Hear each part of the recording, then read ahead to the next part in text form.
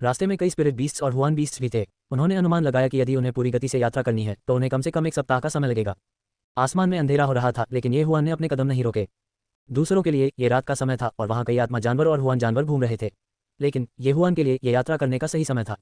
इसलिए ये हुआन इस रात का उपयोग स्वर्गीय युआन संप्रदाय से पूरी तरह से बचने के लिए करना चाहता था। बेशक वह नहीं जानता था कि स्वर्गीय युआन संप्रदाय उसका पीछा कर रहा था या नहीं, ये सिर्फ एक एहतियात था। लेकिन ठीक इसी समय ओह ओह ओह जंगल से दहाड़ का सिलसिला सुना जा सकता था। ये हुआन ने अपनी आंखें बंद कर लीं और अपने परिवेश को महसूस किया। उसे कुछ 100 मीटर की दूरी पर कुछ जीव मिले। अधिक आत्मा जानवर, मेरी तलाश में मत आओ, नहीं तो मैं तुम सबको मार डालूंगा। ये हुआन ने मन में सोचा। वह एक सीधी रेखा में यात्रा करता रहा, लेकिन अगले ही पल उसकी भौहें झुक गईं और उसके पैरों ने हिलना बंद कर दिया। उसे लग रहा था कि ये तीनों प्राणी उसकी ओर दौड़ रहे हैं और उनकी गति ने उसे झकझोर कर रख दिया। जुबान जानवर, ये हुआन ने हिलना बंद कर दिया। फिर उसने 8 उजाड़ तलवार निकाली और उसके मुंह में एक गोली डाल दी। 2 सांसों में ही उन्होंने कुछ 100 मीटर की दूरी बंद कर दी थी। ये 3 हुआन जानवर सामान्य हुआन जानवर नहीं थे। यदि वे तेज हुआन जानवर नहीं थे तो उन्हें उच्च स्तरीय हुआन जानवर होना चाहिए।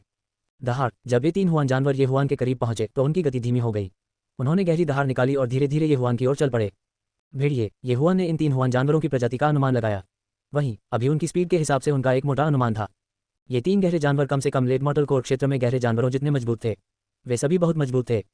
उसने कभी नहीं सोचा था कि वह इतने उच्च स्तर के हुआन जानवरों से मिल पाएगा। यह एक सुखद आश्चर्य था। तुम तीनों एक साथ मेरे पास आओ, ये हुआन ने 8 उजाड़ तलवार पकड़ी और धीरे से कहा। एक भेड़िए की इंद्रियां बहुत संवेदनशील थीं। हालांकि ये हुआन केवल प्रारंभिक नश्वर कोर क्षेत्र में था, ये 3 हुआन जानवर स्पष्ट रूप से समझ सकते थे कि ये हुआन एक सामान्य हुआन जानवर नहीं था। लेकिन वे ये हुआन के शब्दों को समझ सकते थे। उन्होंने तुरंत गहरी दहाड़ें निकाली और उसकी ओर झपट पड़े। हम निःशुल्क अनुभवन, ये हुआन ने उपहास किया। फिर उसने 8 उजाड़ तलवार निकाली। 8 उजाड़ तलवार पवनवध संरचना, स्वूश स्वूश स्वूश। 8 तेज ब्लेड तेज गति से घूमे और इन 3 दानव भेड़ियों के सिर काट दिए। उसके बाद वे 8 उजाड़ तलवार में बदल गए। लेट मॉडल कोर क्षेत्र में केवल 3 दानव भेड़िए, उन्होंने मेरे लिए परेशानी पैदा करने की हिम्मत कैसे की? ये हुआन ने उसके मन में बेरहमी से जुटलाया। फिर उसने 3 लाशों को खा लिया। डिंग, मेजबान ने हुआन जानवर की लाश को खा लिया है, इनाम 30 अरब भक्षण अंड है। डिंग, मेजबान ने हुआन 20 के इन कोर को खा लिया है, इनाम 100 बिलियन डिवोरिंग पॉइंट्स है। एक late model core demon wolf के पास 130 बिलियन भक्षण बिंदु थे। ये हुआन की अपेक्षाओं से बाहर था। 3 लाशें जो लगभग 40 मिलियन भक्षण बिंदु थी, और यह पहले ही उस लाभ को पार कर चुकी थी जो उन्होंने तब कमाया था जब वह स्वर्गीय युआन संप्रदाय में अर्थ टूल्स बेच रहे थे। लाशों को निगलने के बाद ये हुआन का इन कोर बहुत मजबूत हो गया था, लेकिन उसके और लेट मॉडल कोर क्षेत्र के बीच अभी भी एक बड़ा अंतर था। इस बार उन्हें बहुत बड़ा मुनाफा हुआ था। 3 स्वर्गीय नश्वर कोर दानव जानवर इस स्थान पर कभी प्रकट नहीं होंगे। आखिरकार ये स्वर्गीय युआन संप्रदाय का क्षेत्र था। एक संप्रदाय स्थापित होने के बाद वे बाहर जाते थे और अपने शिष्यों को मारे जाने से बचाने के लिए कभी कभार इन उच्च रैंक वाले हुआन जानवरों का शिकार करते थे। ये शुद्ध भाग्य था कि वह उनका सामना करने में सक्षम था। लेकिन भाग्य और दुर्भाग्य साथ साथ आए। 3 लाशों को निगलने के ठीक बाद आकाश में बिजली की चमक चमक उठी। थंडर हॉक, इसने हमें पकड़ लिया। उद्धरण चिन्ह, ये हुआन हैरान था। उसने तुरंत खुद को शैडो लेपर्ड की जन्मजात क्षमता से छिपा लिया। हालांकि इसका कोई फायदा नहीं हुआ। युवा मास्टर जाओ, मुझे पता है कि तुम यहाँ हो, बाहर आओ। आकाश से एक सौम्य आवाज निकली। युवा मास्टर जाओ, मुझे पता है कि तुम यहाँ हो, अभी बाहर आओ। जब ये हुआन ने यह आवाज सुनी तो उसका शरीर जोर से कांपने लगा। क्या ये लिंजू की आवाज नहीं थी? कोई आश्चर्य नहीं कि वह मुझे पकड़ने में सक्षम थी। यह एक model core heavenly thunder hawk है। ये हुआन ने आकाश में हेवनली थंडर हॉक पर नजर डाली और उसने देखा कि यह उससे कुछ गुना बड़ा था जिस पर वह पहले सवारी कर रहा था।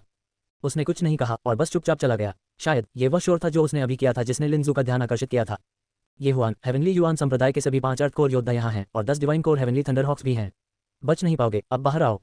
लिंजू एक की आवाज पूरे आकाश में गूंज उठी। तो उसने वास्तव में मेरी पहचान का पता लगा लिया, ये हुआन ने मन में सोचा। लेकिन उसे यकीन नहीं था कि लिंजू को पता चल गया था कि वह ये हुआन था जिसने दिव्य पत्थर चुराया था, या ये हुआन लियान्यून शहर से।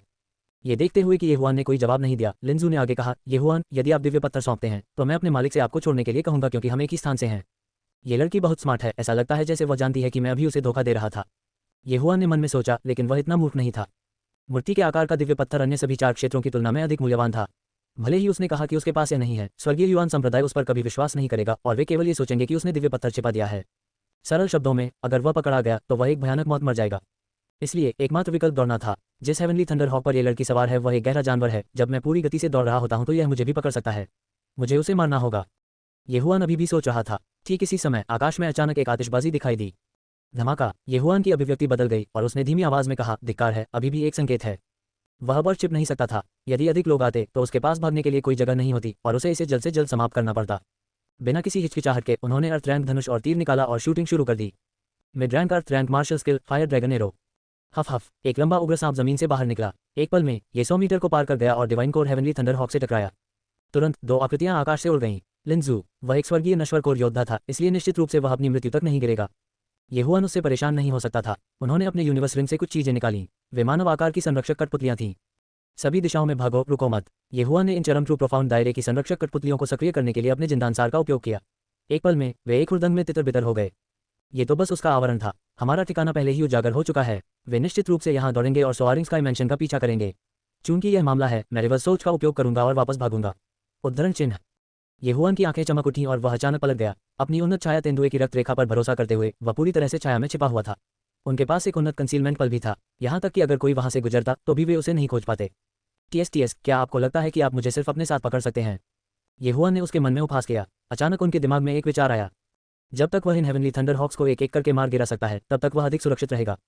बिना किसी हिचकिचाहट के उसने अपना अर्थ रैनबो निकाला और उन पर गोली चला दी। अनगिनत उग्र नागों ने आकाश में गोली मार दी। पलक झपकते ही आकाश में मौजूद 4 स्वर्गीय थंडर हॉक्स मर गए। उसी समय येहुआन ने अपना स्थान उजागर कर दिया था। लेकिन तो क्या? उसके आसपास से चटखारे की आवाजें आती रहीं। वह अपने दुश्मनों का ध्यान भटकाने के लिए जिन संरक्षक कठपुतलियों का इस्तेमाल करता था, वे सभी नष्ट हो गईं। वह बस चुपचाप खड़ा रहा, अंधेरे में छिपा रहा। थोड़ी देर बाद कुछ लोग उसके चारों ओर इकट्ठा हो गए। अजीब बात है, वह कहाँ है? एक शिष्य ने आश्चर्य से पूछा। लेकिन इससे पहले कि वह अपनी सजा पूरी कर पाता, एक काली आकृति अचानक उनके पीछे आ गई और उन्हें बाहर कर दिया। उसी समय काली आकृति ने उनके भंडारण के छल्ले भी चुरा लिए। ठीक इसी समय एक और व्यक्ति तुरंत उसके पास आया। येहुआन, मुझे पता है तुम पास हो।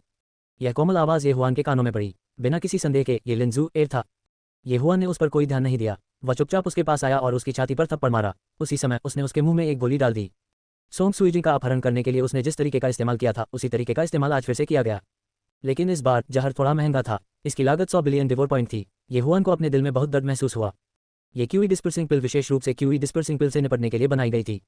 एक लेट मॉडल कोर योद्धा दुश्मन की कोर ऊर्जा को जल्दी से खत्म करने में सक्षम था।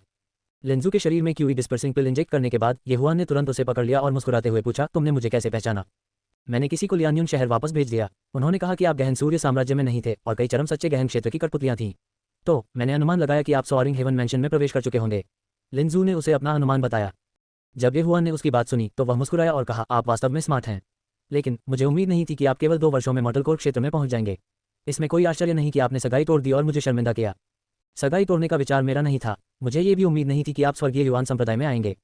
लिंजू ने आगे कहा, अभी आपने मुझे जो खिलाया वह एक ऐसी गोली थी जो मेरी मुख्य ऊर्जा को जल्दी खत्म कर सकती थी, है ना? आप मुझे पकड़ना चाहते थे और सोआरिंग हेवन मैंशन में वापस भागने के लिए मेरा इस्तेमाल करना चाहते थे। उद्धरण चिन्ह।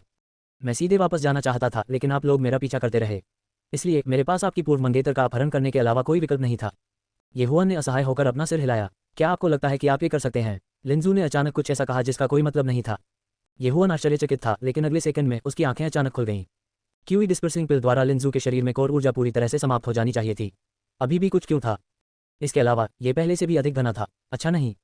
येहुआन की अभिव्यक्ति बदल गई। हालांकि उसने तुरंत प्रतिक्रिया व्यक्त की, फिर भी उसके सीने में एक छोटे से हाथ से चोट लगी और वह उड़ गया। ये कैसे संभव है? येहुआन अविश्वास से चिल्लाया। लिंजू अभी भी अपनी मुख्य ऊर्जा का उपयोग करने में सक्षम क्यों थी? क्या ऐसा हो सकता है कि क्यूई डिस्पर्सिंग पिल समाप्त हो गई हो? मुझे आपको निराश करने के लिए खेद है। मेरे डेंटियन के अंदर मॉडल कोर के अलावा एक अर्थ कोर भी है। मैं बहुत समय पहले मॉडल कोर क्षेत्र को तोड़ दिया और अर्थ कोर क्षेत्र को तोड़ दिया।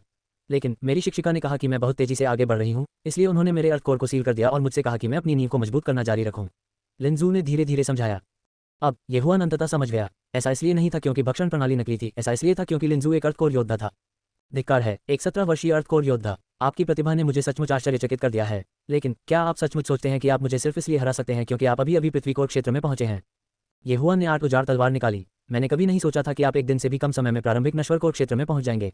लेकिन हमारे बीच अभी भी 2 स्तरों का अंतर है। यदि आप जाना चाहते हैं तो हमें देखना होगा कि आपके पास क्या है। लिंजू एर ने भी एक हथियार निकाला। आपका स्वामी वास्तव में आपके लिए अच्छा है। उसने आपको अपना एकमात्र मध्य रैंक पृथ्वी हथियार दिया है। आओ मुझे देखने दो कि तुम्हारे पास क्या है। शब्दों के मुंह से निकलने के ठीक बाद दोनों आकृतियां एक दूसरे की ओर बढ़ीं। तुरंत ही जंगल से हथियारों के टकराने की आवाज सुनाई दी। लिंजू एर अर्थ कोर क्षेत्र में था, जबकि येहुआन प्रारंभिक नश्वर कोर क्षेत्र में था। उनकी मूल ऊर्जाएं 2 स्तरों पर भिन्न थीं। हालांकि येहुआन को तलवार सम्राट वंश की मदद मिली थी, लेकिन आमने सामने की झड़प में उसके लिए बढ़त हासिल करना कठिन होगा। अगर वह जीतना चाहता था तो ऐसा करने के 2 तरीके थे। पहला था संघर्ष की लड़ाई लड़ना। वह गोलियों के बदले अपने डिवोर पॉइंट्स का आदान प्रदान करता था। लेकिन यह समय की बर्बादी होगी और इससे बहुत अधिक हंगामा होगा। यदि कोई अन्य अर्थ कोर योद्धा यहाँ आकर्षित हुआ तो यह एक त्रासदी होगी। दूसरा था अपनी काया का उपयोग करना। तीसरा था 8 उजाड़ तलवार की 2 चालों का उपयोग करना। येहुआन ने एक पल के लिए सोचा और अंत में उसने बढ़त हासिल करने के लिए अपनी काया का उपयोग करने का फैसला किया। जब लड़ाई शुरू हुई तो दोनों ने अपनी सिग्नेचर मूव्स का इस्तेमाल करना शुरू कर दिया। स्वर्गीय सितारा तलवार शैली, गिरते सितारे। स्वर्गीय सितारा तलवार शैली, गिरते सितारे। यह अज्ञात था कि येहुआन ने दूसरी तलवार कब निकाली थी। यह मध्य श्रेणी की पृथ्वी कलाकृति थी जिसे उन्होंने शीहैन की यूनिवर्स रिंग से प्राप्त किया था। उसने दोनों हाथों से प्रहार किया और एक ही पल में सैकड़ों तारे टूट गए। लिंजू भी ऐसा व्यक्ति नहीं था जिसके साथ तुच्छ व्यवहार किया जाए।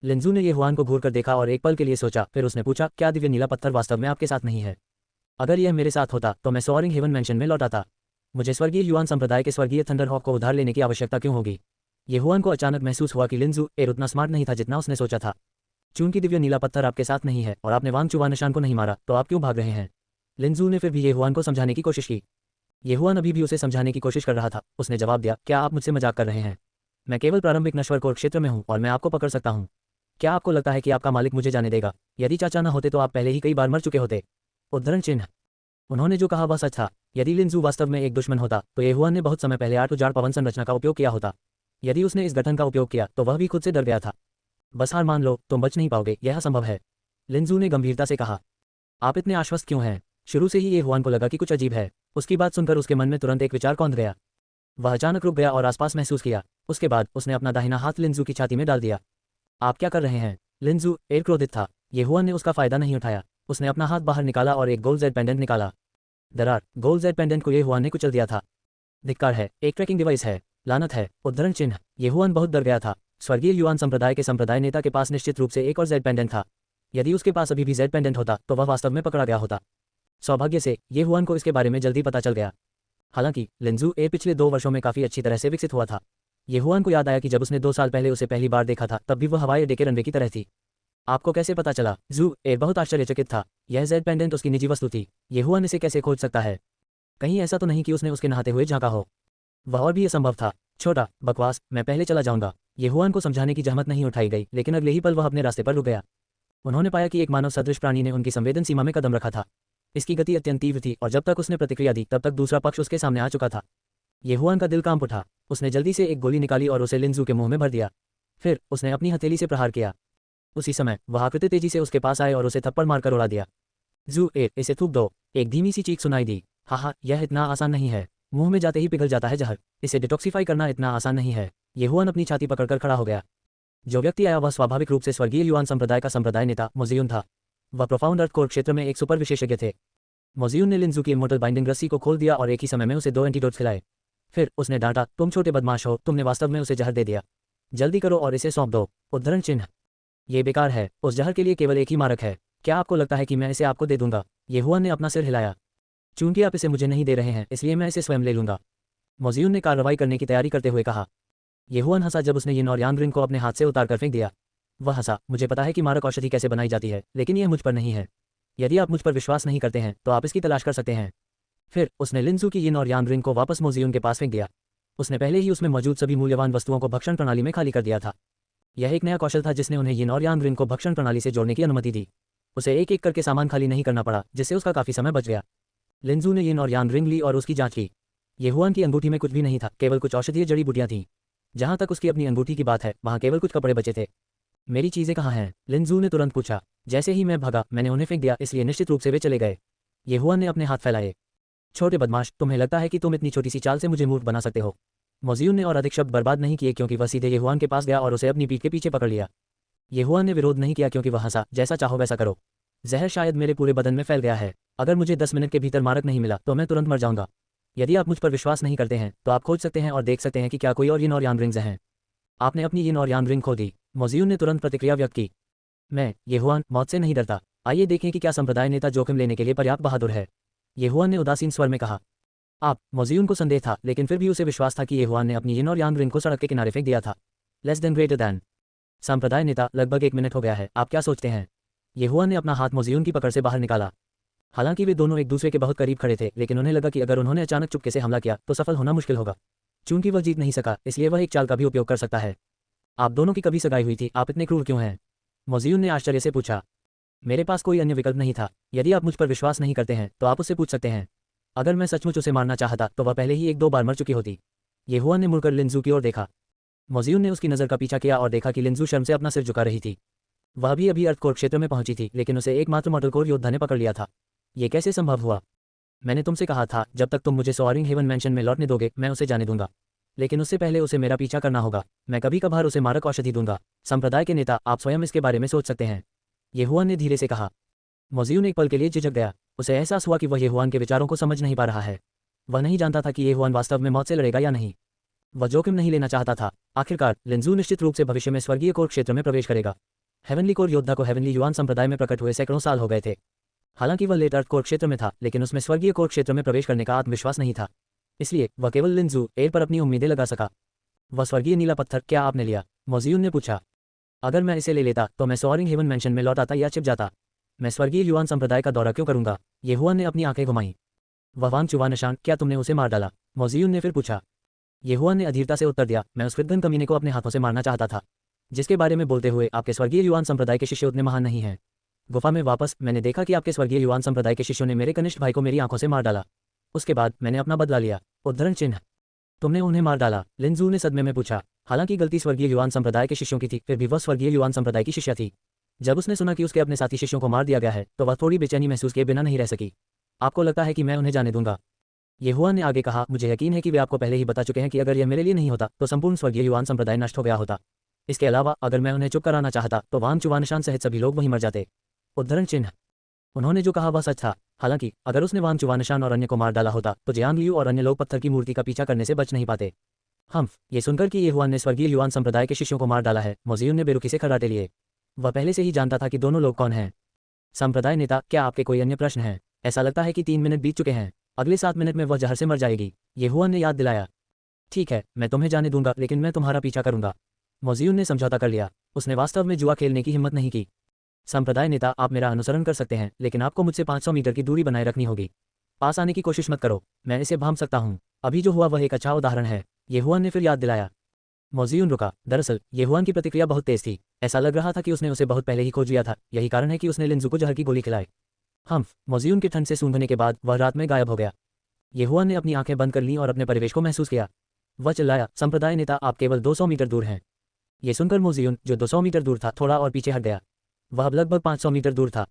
उसी समय उसने मन में सोचा, इस लड़के को मेरा स्थान कैसे पता चला? यह एक ऐसा सवाल था जिसे वह समझ नहीं पाए। मोजियुन के चले जाने के बाद येहुआन आगे बढ़ा और अपनी यिन और यांग रिंग अपने पास रखी।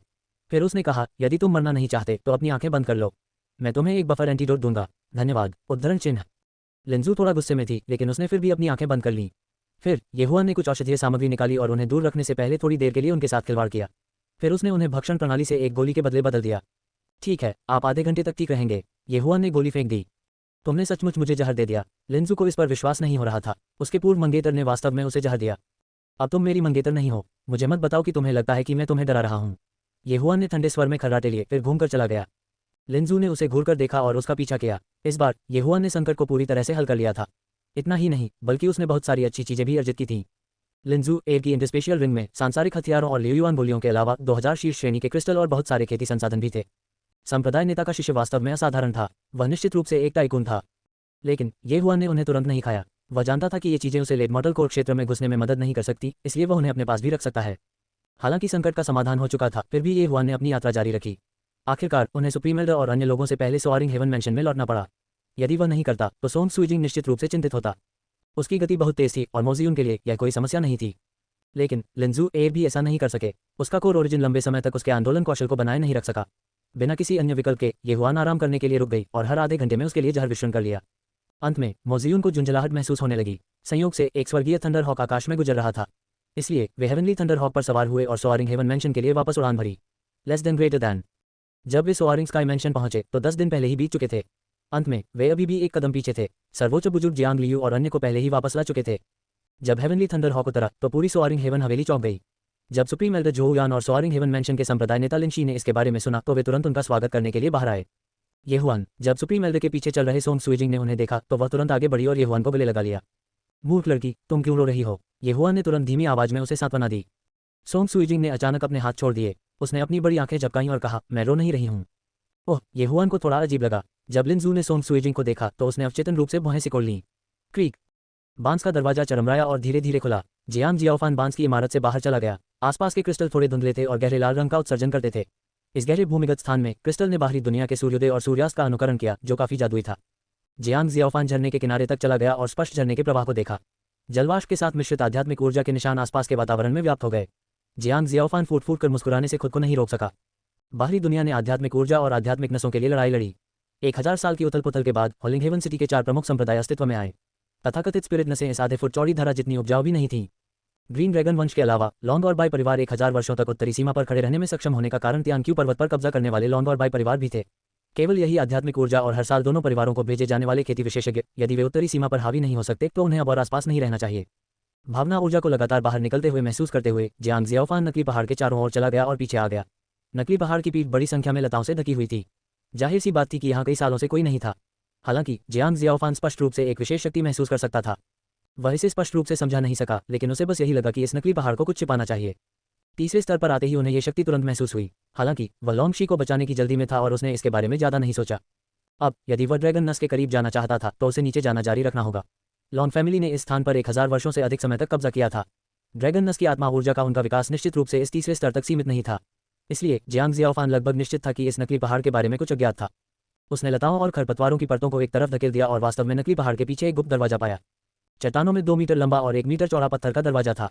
इसे नकली पहाड़ के साथ सहजता से एकीकृत किया गया था। अगर कोई बारीकी से भी देखे तो शायद उन्हें इसकी भनक न लगे। यदि इस तथ्य के लिए नहीं कि जियांग जियाओफान अंतराल से बाहर निकलने वाली शक्ति को महसूस कर सकता है तो इसे ढूंढना वास्तव में मुश्किल होगा। ऐसा लगता है जैसे इस नकली पहाड़ में एक गुप्त मार्ग है जो नीचे से जुड़ सकता है। तापिर, एक नजर डालें और देखें कि क्या ये चीज़ खतरनाक है, जियांग जियाओफान ने धीमी आवाज में पूछा। तापिर ने इसे थोड़ा महसूस किया और कहा, क्या आप मेरे लिए चीज़ों को कठिन बनाने की कोशिश कर रहे हैं? ये तो बस एक सामान्य नकली पहाड़ है। उद्धरण चिन्ह उसका। जियांग जियाओफान ने गहरी सांस ली और भौहें सिकोड़ लीं। वह जानता था कि तापिर की इंद्रियां कितनी शक्तिशाली हैं। इस नकली पहाड़ में इतनी स्पष्ट विशेष आध्यात्मिक शक्ति थी, तापिर इसे कैसे महसूस नहीं कर सकता था? ऐसा लगता है कि मैं टेपियो पर भरोसा नहीं कर सकता। जियांग जियाओफान ने एक कदम आगे बढ़ाया और धीरे से पत्थर के दरवाजे के किनारे को छुआ। अप्रत्याशित रूप से सिर्फ एक हल्के स्पर्श के साथ नकली पहाड़ अचानक हिल गया और पत्थर का दरवाजा चुपचाप और धीरे धीरे खुल गया। उसी समय आध्यात्मिक शक्ति के एक झोंके ने अंधेरे छेद से बाहर निकलने की कोशिश की, लेकिन यह एक अदृश्य शक्ति द्वारा फंस गया था। जियांग जियाओफान इस ताकत को और भी स्पष्ट रूप से महसूस कर सकते थे। वह इसे समझा नहीं सका, लेकिन वह जानता था कि उसे नीचे जाना चाहिए और पता लगाना चाहिए। ये सोचकर जियांग जियाओफान बिना एक शब्द कहे काली काली गुफा में चला गया। नकली पहाड़ के पीछे मातम में थोड़ा सा प्रकाश टिमटिमाता था और फिर एक छोटा सा जेड कीड़ा धीरे धीरे बाहर रेंगता था। Heaven fault mountain immortal abode के घर में बाईशाओ घर में पालथी मारकर बैठी थी। उसके चारों ओर की श्रृंखला चमक उठी और जैडवम ने जो कुछ भी देखा वह उसके दिमाग में प्रसारित हो गया। लंबे समय के बाद सरनी बंद हो गई। उसने राहत की लंबी सांस ली और कहा, सौभाग्य से मैंने चौथी परत के मार्ग के खुलने से उत्सर्जित ऊर्जा को अवरुद्ध करने के लिए एक बड़ी श्रृंखला स्थापित की है। अन्यथा यदि आपने उन दोनों को सचेत किया तो मुझे डर है कि आप हेवन फॉल्ट माउंटेन नहीं छोड़ पाएंगे। बाईशाओ ने उठकर चिड़िया के पिंजरे से एक सफेद कबूतर निकाला। उसने उसके टखने पर चावल के दाने के आकार की एक छोटी जेड रखी, खिड़की खोली और उसे उड़ने दिया। जैसे ही उसने सफेद कबूतर को दूर तक उड़ते हुए देखा, हल्की हवा का झोंका आया और बाईशाओ का घूंघट हटा दिया गया ताकि उसकी उत्कृष्ट और मार्मिक उपस्थिति का पता चल सके। उसकी अभिव्यक्ति थोड़ी उदास थी और वह बुदबुदाती थी। 7 वर्षों में ड्रैगन नस में 3 लोग मारे गए हैं। फूशी, मुझे आशा है कि आप चौथे नहीं होंगे।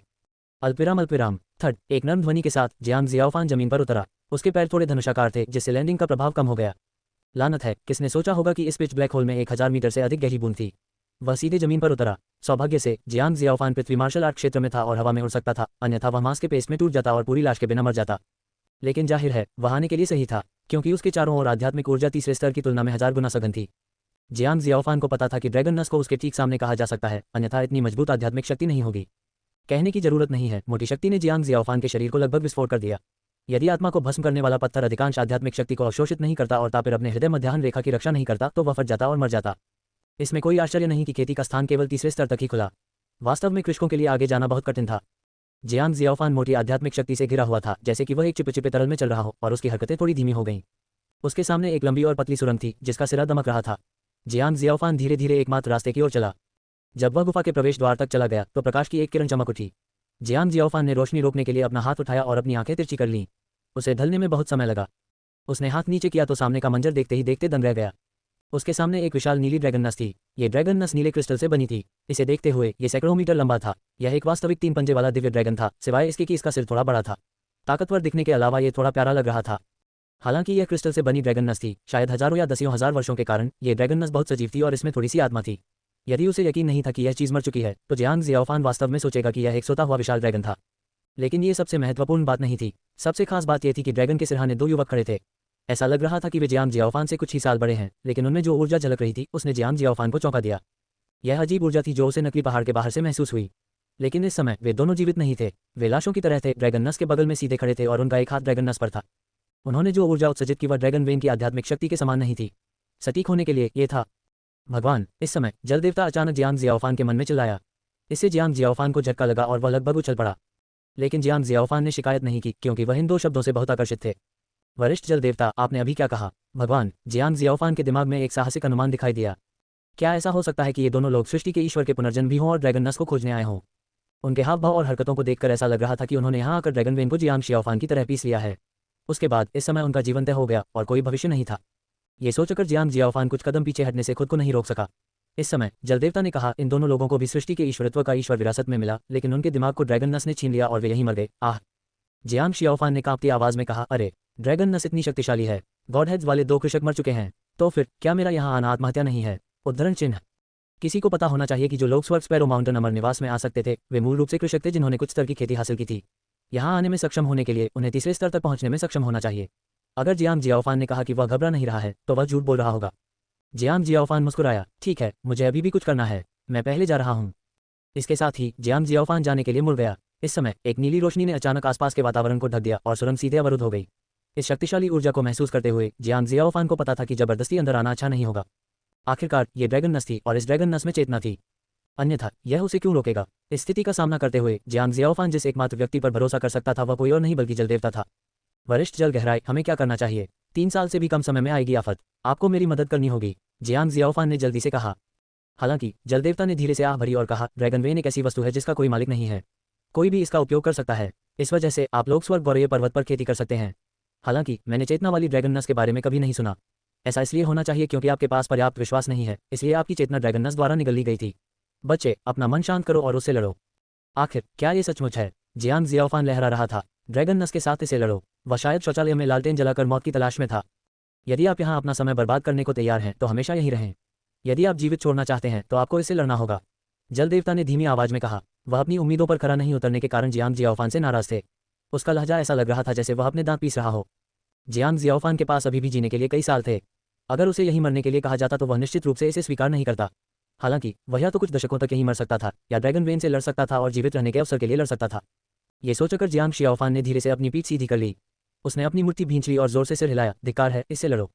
ये देख जल देवता ने राहत में सिर हिलाया। तापिर जियांग जियाओफान के दिल की रक्षा करने की पूरी कोशिश कर रहा था और बोलने में कोई ऊर्जा नहीं छोड़ सकता था। जियांग जियाओफान ड्रैगन वेन के सामने चले गए और महसूस किया कि आध्यात्मिक शक्ति और भी भयानक थी। वह लगभग सांस नहीं ले पा रहा था। वह दोनों तरफ के वरिष्ठों को देखने के लिए मुड़ा। यदि जियांग जियाओफान इसे नहीं बना सका तो उन दोनों का एक और दोस्त होगा। वरिष्ठ, हम सभी दुनिया को बचाने की कोशिश कर रहे हैं, कृपया मुझे स्वर्ग से आशीर्वाद दें। जियांग जियाओफान ने अपने हाथ रगड़े और ड्रैगन नस को छूने के लिए अपना दाहिना हाथ बढ़ाया। जब वह ड्रैगन वेन से 0.0001 सेंटीमीटर दूर था तो वह अचानक रुका और उदास चेहरे के साथ जल देवता से कहा, क्या कोई और रास्ता है? मैं सचमुच थोड़ा डरा हुआ हूँ। उस क्षण जल देवता लगभग दम घुटने से मर गए। उसने अपने दांत पीसकर चिल्लाया, मेरे तारांकन ने इसको डरा दिया, मैं तुम्हें एक लात दे दूंगा। उद्धरण चिन्ह। फिर जियांग जियाओफान को अपने पीछे से एक मजबूत ताकत आती हुई महसूस हुई। इससे पहले कि वह चिल्ला पाता उसका शरीर थोड़ा आगे बढ़ गया और उसकी हथेली ड्रैगन वेन पर रख दी गई। पानी। जियांग जियाओफान कुछ कहने ही वाला था लेकिन उसकी आंखें फोकसहीन थीं। वह मौके पर सीधे खड़े थे, 2 वरिष्ठों के साथ तालमेल में नहीं। हाँ, एक परिवार को साफ सुथरा होना चाहिए। ये देखकर ये हुआन जल्दी से आगे बढ़ा और सोंग सुइजिंग को अपनी तरफ खींचते हुए कहा, ये ठीक है। मुझे लगता है कि मैंने यह बात कई बार तब कही जब मैं मारे जाने से बचने की कोशिश कर रहा था। आइए इसके बारे में भूल जाएं। ये कहने के बाद उसे अचानक याद आया कि सोंग सुइजिंग अब उसकी मंगेतर थी और लिंजू का अब उसे कोई लेना देना नहीं था। इस तरह की स्थिति में उसे अपने प्रियजन की मदद करनी चाहिए और तर्क की मदद नहीं करनी चाहिए। इसलिए उन्होंने आगे कहा, इसके अलावा मिस जू, आपने मुझे मेरी मंगेतर के सामने डांटा और शर्मिंदा किया। मैं इसे इस बार जाने दूंगा, लेकिन अगर अगली बार ऐसा होता है तो मुझे हृदयहीन होने के लिए दोष न दें। वक्त आने पर यह मत कहिए कि मैं अंकल की वजह से नरमी बरत रहा था। क्या आपको लगता है कि आपकी वह चाल अभी भी काम करेगी? लिंजू ने जवाब दिया। 8000 स्वर्ग हिलाने वाली तलवार का इस्तेमाल किसी व्यक्ति के खिलाफ केवल एक बार किया जा सकता है, लेकिन मेरे तुरुप के पत्ते का इस्तेमाल लोगों को मारने के लिए किया जाता है, लोगों को पकड़ने के लिए नहीं। यदि आप वास्तव में लड़ना चाहते हैं तो आप इसे अभी आजमा सकते हैं। समय आने पर मुझे दोष मत देना अगर तुम अपने शरीर का कोई हिस्सा खो देते हो, ये हुआन ने शांति से कहा।